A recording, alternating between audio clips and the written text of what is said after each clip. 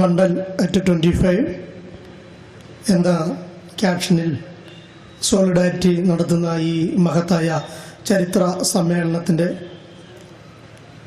വേദി കൈകാര്യം ചെയ്യുന്ന ഡൈസ് കൈകാര്യം ചെയ്യുന്ന വിശിഷ്ട വ്യക്തികളെ, ഈ സമ്മേളനത്തിൽ പങ്കെടുത്തുകൊണ്ടിരിക്കുന്ന സമുന്നതരായ പ്രവർത്തകർ, നിങ്ങൾക്കേവർക്കും ഇന്ത്യയിലെ മർദ്ദിത ജനകോടികളുടെ ആരാധ്യനായ നേതാവും ഇന്ത്യ മഹാരാജ്യത്തെ വിഭാവനം ചെയ്തുകൊണ്ട് ഇന്ത്യക്ക് വേണ്ടി സുസജ്ജമായ ഭരണഘടന നിർമ്മിച്ച ഇന്ത്യ മഹാരാജ്യത്തിൻ്റെ പിതാവ് കൂടിയായ ബാബാ സാഹേബ് ഡോക്ടർ ബി.ആർ. അംബേദ്കറുടെ നാമത്തിൽ എൻ്റെ ഊഷ്മളമായ ജയ് ഭീം അർപ്പിക്കുകയാണ്.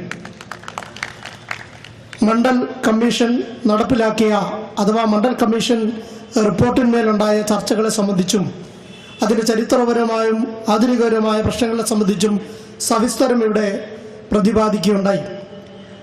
അത്തരം പ്രശ്നങ്ങളുടെ അവധാനതകളിലേക്ക് ഞാൻ കടക്കുന്നില്ല. മറിച്ച് മണ്ഡൽ കമ്മീഷൻ ഇന്ത്യയിൽ അവതരിപ്പിച്ചപ്പോഴാണ് ഇന്ത്യയിലെ അടിസ്ഥാന ജനവിഭാഗങ്ങളടക്കം ഇന്ത്യയിലെ OBCയും OECയും അടക്കം വരുന്ന എല്ലാ ജനവിഭാഗങ്ങളും അവരുടെ അവകാശങ്ങളെ സംബന്ധിച്ച് ബോധ്യമുണ്ടായതും അതൊക്കെ പിന്നീട് സംഘടിതമായ മുന്നേറ്റത്തിൽ കൂടെ രാഷ്ട്രീയപരമായി ഉത്തർപ്രദേശ് അടക്കം വരുന്ന ഇന്ത്യയുടെ വിവിധ സംസ്ഥാനങ്ങളിൽ രാഷ്ട്രീയ പ്രസ്ഥാനങ്ങളായി മാറുകയൊക്കെ ഉണ്ടായത്. മണ്ഡൽ കമ്മീഷൻ മുമ്പോട്ട് വയ്ക്കുന്ന ഇത്തരം ഒരു സംവിധാനങ്ങളുണ്ടായത് മറ്റൊന്നും ആവശ്യപ്പെടാൻ ഇന്ത്യ മഹാരാജ്യത്തെ അടിസ്ഥാന ജനവിഭാഗങ്ങളെന്ന് വിശേഷിപ്പിക്കുന്ന ദളിത്, ആദിവാസി, പിന്നോക്ക ജനവിഭാഗങ്ങൾ ആഗ്രഹിക്കുന്നില്ല.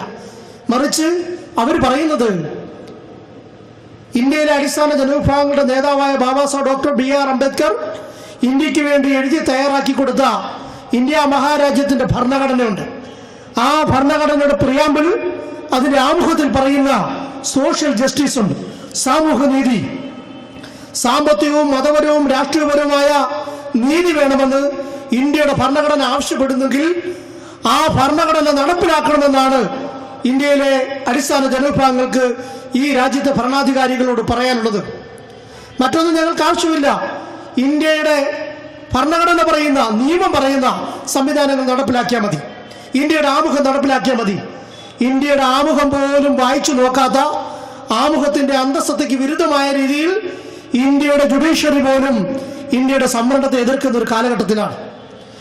ഇന്ത്യ മഹാരാജ്യത്തിൽ ഭരണഘടന കൊടുത്തിരിക്കുന്നത് ഈ രാജ്യത്തെ മുഴുവൻ ജനവിഭാഗങ്ങൾക്കും, ഇന്ത്യയുടെ ജനാധിപത്യം എന്ന് പറഞ്ഞാൽ തന്നെ ഇന്ത്യയിലെ മുഴുവൻ ജനവിഭാഗങ്ങൾക്കും ജനസംഖ്യാനുപാതികമായി അധികാരത്തിലും വിഭവത്തിലും രാഷ്ട്രീയത്തിലും പങ്കാളിത്തം നേടിയെടുക്കാനുള്ള ഭരണകൂടത്തിന്റെ ഒരു രീതിയാണ് ഇന്ത്യയുടെ ജനാധിപത്യം.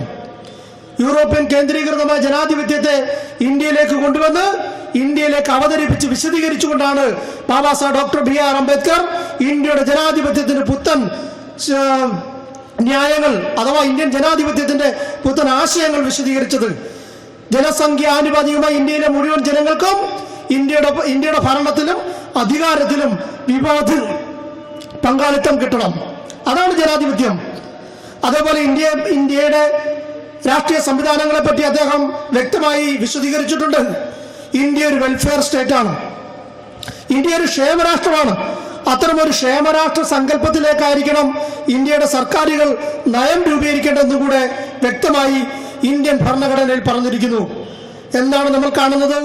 ഇന്ത്യ മഹാരാജ്യത്തെ സാധാരണ ജനവിഭാഗങ്ങളെ